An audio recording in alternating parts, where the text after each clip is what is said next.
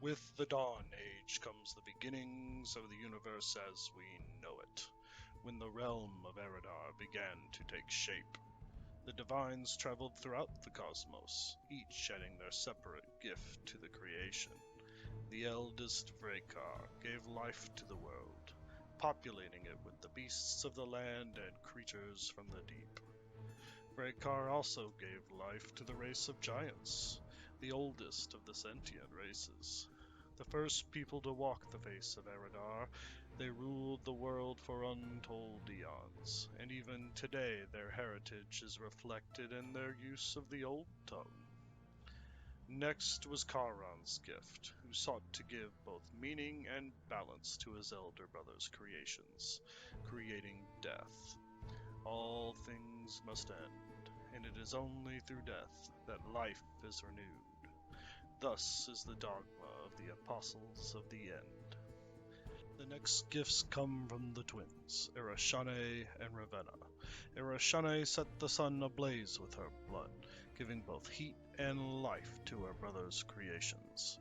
Ravenna was taken aback by the blaze, and thus decreed that the sun may only remain in the sky for half of the time, to grant her peace.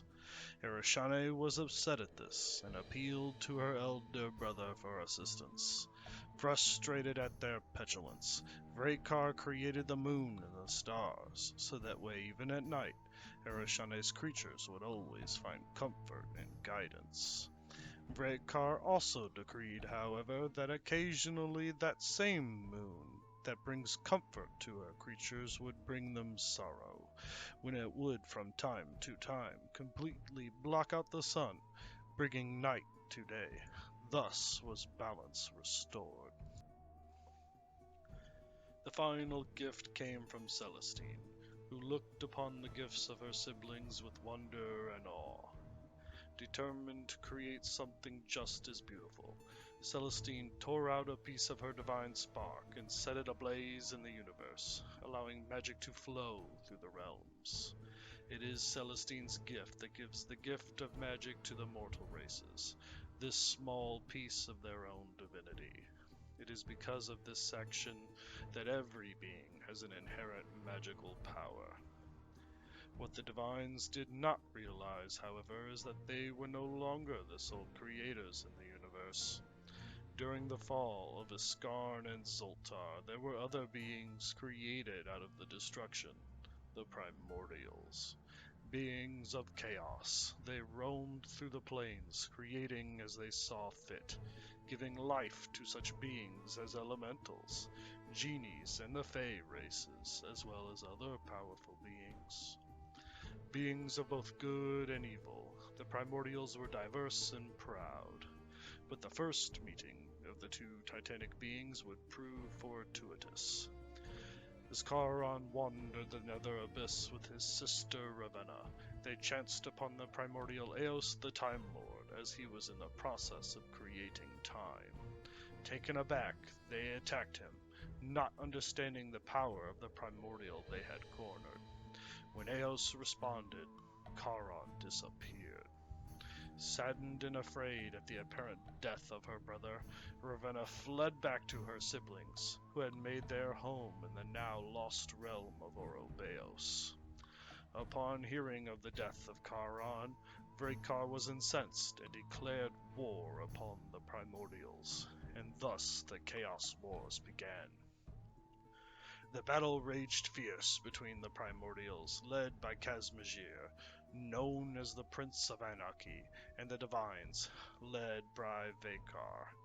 The battle raged, and the mortal races fought alongside their creators, giants, elementals, Fey, and genie kind alike. Not all Primordials fought on behalf of Kazmajir, however, and there were a few who crossed over the line to join the forces of the Divines. Most notably among this number are Canum, Solus, Fevris, Renmin, and Teberix, who would later become the Elemental Lords after the war for their efforts. After millennia of war, it was Celestine who discovered that no matter how well they fought and how many of the enemy they killed, the dead on both sides kept coming back. It seems with Charon gone, it was impossible for anyone to die. In the absence of the aspect of death, their souls simply were recycled through the cosmic drain. Furious, Vraykar plotted another solution, using his aspect of creation to create an entirely new realm of existence. He then challenged Kazmajir and his folk to a climactic battle. Taking up his challenge, when Kazmajir and his folk arrived, they discovered they were alone. And together the Divines and their allied Primordials sealed shut this prison realm, which would come to be known as Elshaniah.